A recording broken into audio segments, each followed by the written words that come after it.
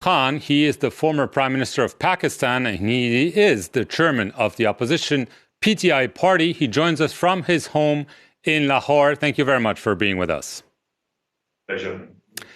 Your home has been under siege, if I may use the expression, from the police in the last few days. They had come to arrest you for not showing up in court in a corruption case against you. There were some clashes with your supporters, and a judge ordered the police not to take you in before this Friday on the conditions that you do appear in court. So the first obvious question is, will you appear in court in person on March 18th? Well, I had protective bail, which is that the police could not arrest me till I appear in court on the 18th. I had agreed to appear in the court, and suddenly the police arrived in heavy contingents. I mean, it's unprecedented that in a political head of the largest political party in a country, police, there were about 5,000 police and rangers. I felt as if I was some terrorist here. So they came in and they came to arrest me. Now, the point is that I had already protective bail. So why had they come to arrest me? But they didn't give any reason. And they just said that, look, we've come to take you away. So there was a clash with the supporters. There was a huge number of police. So I decided to give them an surety bond. If your lawyer gives an surety bond to the police that I will appear on the 18th in court, they couldn't have arrested me. But they refused to take the surety bond because they were determined to arrest me. And it was for the wrong reasons. It wasn't because they were worried about law. It was because they are scared of the coming elections on the 30th of April, and they wanted me in jail before that. And this is why they refused to take an surety bond. The law says if I gave them a surety bond that I would appear on court on the 18th, they couldn't have arrested me. But are you going to court on the 18th?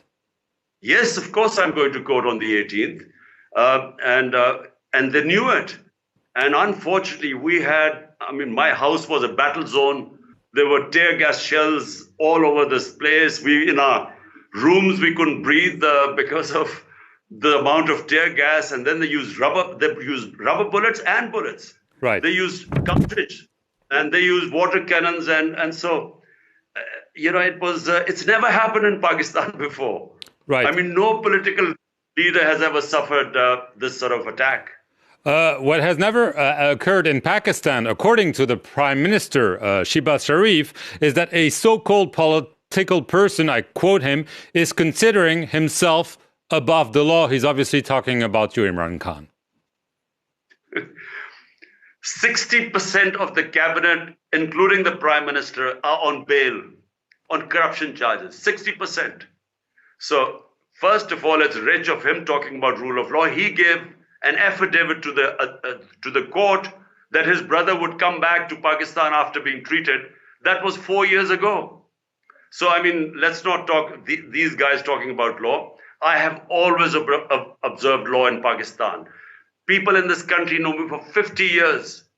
I'm known in this country for 50 years as a cricketer, as a captain, as the one who's done more charity work, philanthropy, built 3 hospitals, 2 universities for poor. So they know me, and head of the largest party. I have never broken the law. To date, there are 85 cases against me in the last few months on blasphemy, on sedition, on terrorism, murder. One of my workers was killed in police custody 4 days ago, tortured to death, and they blamed me for his murder.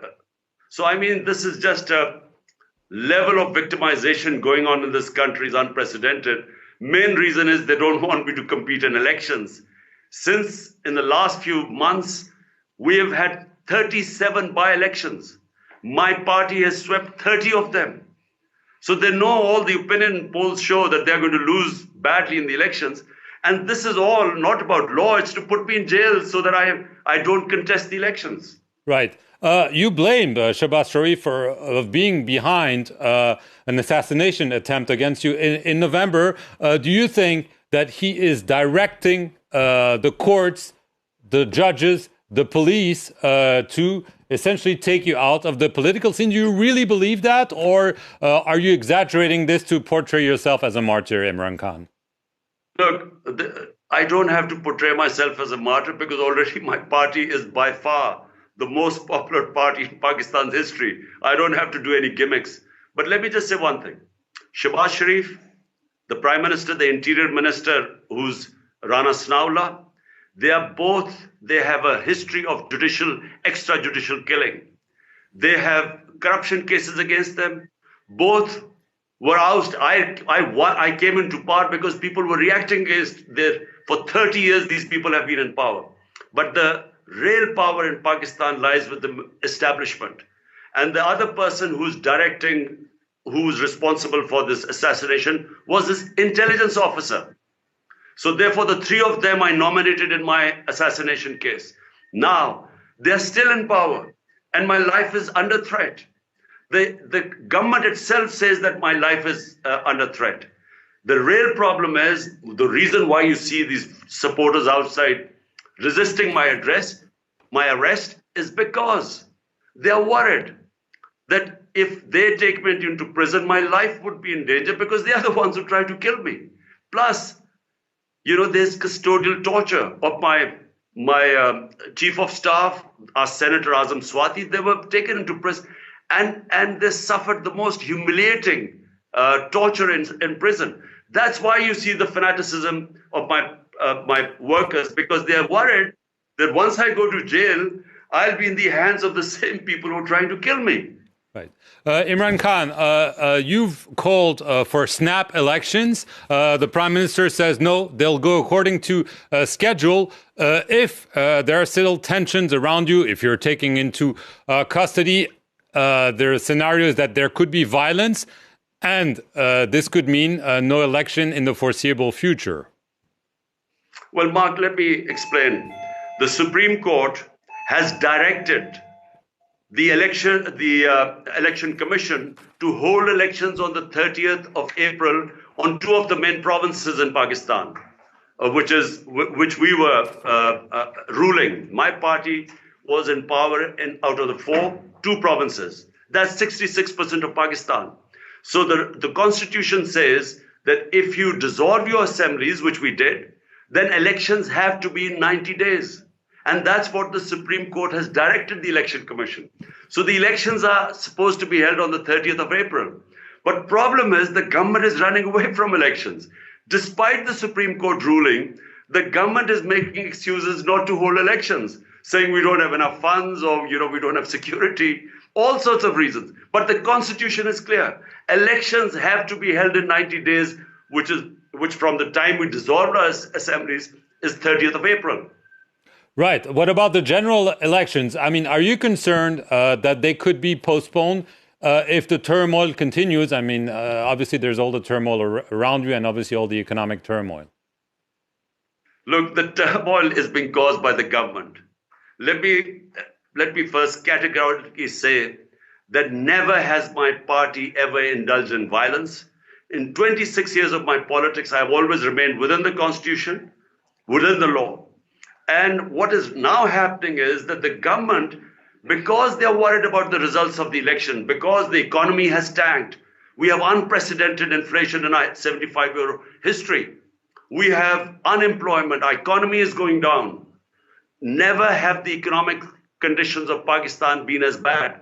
So they are worried that already my party is on a crest, but they are scared of going to public with the economic situation, especially inflation. Therefore, they don't want elections. And despite the Supreme Court nominating 30th April as the date, they're trying to run away from elections. What happens, Imran Khan, if they decide to postpone the elections? What will you do? I mean, you've called for marches and so on, but obviously we're very close to something turning really violent in your country right now. Look, Mark, you have right now in France the whole pension demonstrations going on. Well, that's part of democracy. I have always stayed within the limits of the Constitution, what allows us a right, a democratic right to protest. But we have always been peaceful. Now, what happened here in outside my house is unprecedented. First, 5 days ago, they gave us permission. The police gave us permission to start our election campaign by a rally. When our people were coming in to join the rally the next morning, suddenly they cancelled it. But even before they cancelled, there were police contingents which started tear gassing and water cannon at our supporters, provoking us. I cancelled the rally. Next day, I tried to hold my election rally because the elections are announced. Again, they didn't give us permission. Again, I cancelled it. So they were trying to provoke us. And this time, they just came in these numbers when my house became a war zone. I mean, you can't imagine the police force they brought in. As I said, I felt I was a terrorist. The police, the army, Rangers are the army. Then they came in an armored car. I mean, they were as if, it was, like some war zone. So the resistance from my people is for one reason. They are scared that they're going to pick me up, put me in prison, custodial torture, and then they know that these are the same people who tried to kill me. So that's why you see such people petrified that they should not arrest me. But I'm going to court on the 18th, and whatever the court decides, I mean, I believe in rule of law, I'll follow it. If they put me in prison, it's fine. But at the moment, there are no charges to put me in prison.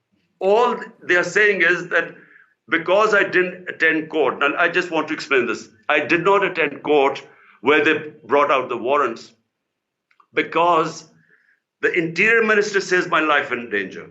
The place where the court is, there have been 2 terrorist attacks there, and there have been judges and lawyers killed there. My security told me there's no way you can go there. It's a death trap. I went to High Court and told them that, look, the place is unsafe for me. The government is saying my life is in danger. So either do it on video conferencing or move the premise to another court where I'm safe. That's where. So because I didn't attend, he's brought out my arrest warrants. Anyway, I'm going on the 18th to attend court, and I've asked them to provide me security. Imran Khan, I want to thank you very much